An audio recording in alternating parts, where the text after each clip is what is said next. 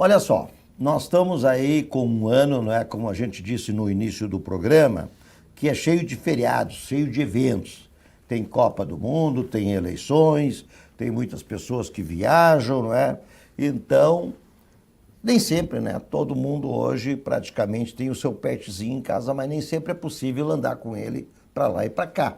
Muitas vezes tem que ficar em algum lugar. E este lugar é um problema, né? Eu já tive esse problema, eu não tenho mais, né? Por razões outras, né? Não é porque não queira, né?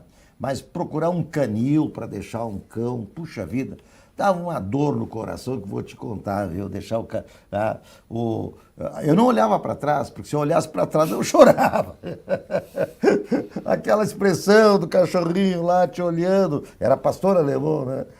Tive 3, fico te olhando com aquela cara de tristeza, tipo assim, pô, será que eu não vou ver mais esse cara? Tá? Então é uma coisa impressionante. Tá? E aí nós estamos hoje aqui para conversar com essa pessoa que eu conheci hoje, simpaticíssima e efetivamente, né, um grande profissional, sobre essa questão da saúde emocional dos pets, Valdir, que tu também conhece bem essa situação. Muito. Valdir, tá? Eu já saudei a presença do Dr. Oscar aqui, tá? Saúdo novamente, mas eu já vou passar a bola para ti para conversar com o Dr. Oscar, tá? Claro. Sobre essa questão da saúde emocional dos pets. Dos pets, né?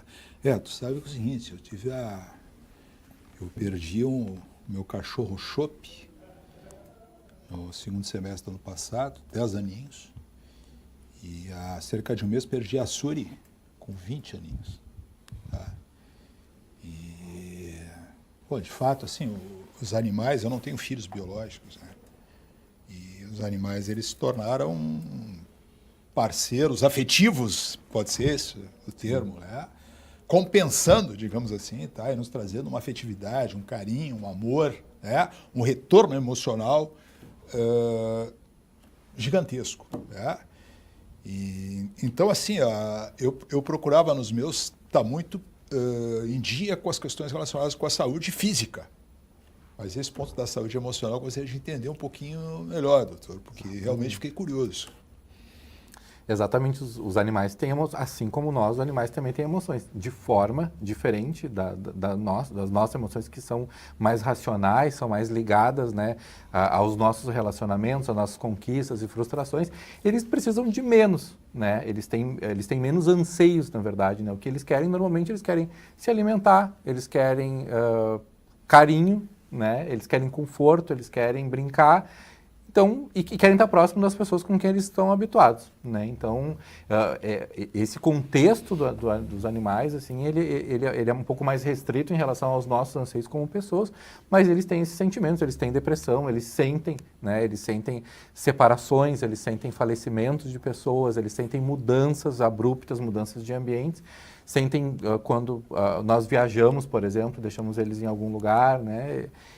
São coisas que a gente precisa tentar mitigar um pouco, tentar reduzir um pouco esses efeitos, né? E também observar, né? Mas acho que, como tu bem falaste, Valdir, a relação que os animais, o lugar que os animais alcançaram, né, na sociedade são membros da família, né? Eles são membros das nossas famílias e as histórias que a gente escuta em consultórios são as mais emocionantes possíveis, são histórias que realmente assim, nos fazem refletir sobre como, às vezes, um ser que não fala consegue expressar tanto, consegue entregar tanto para uma família e, às vezes, olhar ao longo de anos, assim, a gente já tem 14 anos lá de atuação na nossa clínica, então, às vezes, olhar aquele casal que chegou, o marido, de repente, estava mais reticente, eu não quero, não concordo com esse cachorro não vai subir no sofá, esse cachorro não... E aí, ao longo do tempo das vacinas e tal, daqui a pouco ele já chega com o cachorro no colo, ele que já assume a frente, ele já sabe as vacinas, a esposa já está um pouco mais... E ela que queria pelo filho, então, às vezes, o filho está um pouco menos conectado ainda com aquele animal.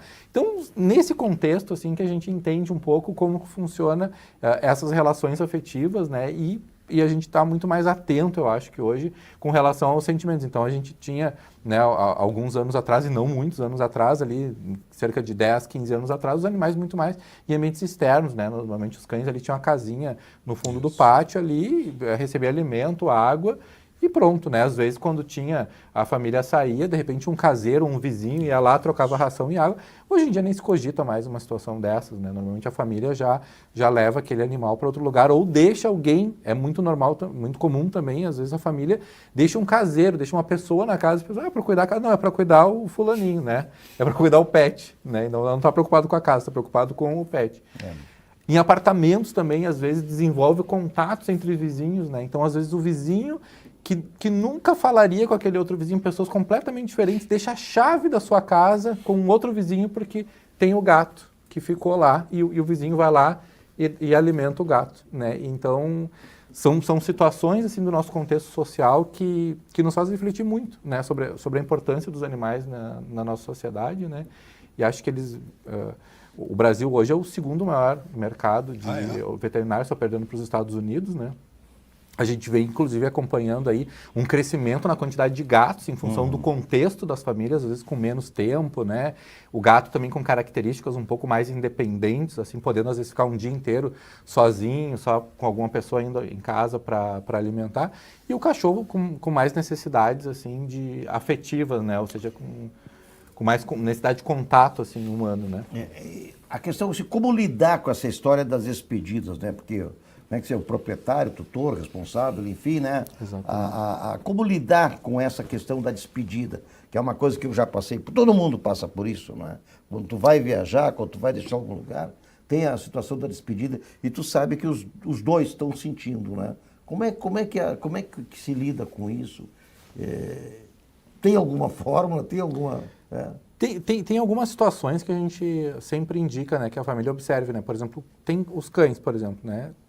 Depende muito para onde vai ser a viagem, né? Então, vai ser uma viagem de 10 dias, 15 dias, né? Então, às vezes, uma viagem mais longa vai ficar num lugar que ele já ficou antes, né? Então, porque também a gente precisa avaliar isso, né? Cada animal é único. Então, tem cães, às vezes, que eles socializam muito mais. Ele vai feliz para aquela hospedagem, porque ele vai interagir com outros cães, porque ele gosta. E tem outros cães que não, né? Eles têm um apego muito mais com as pessoas do que propriamente com outros cães.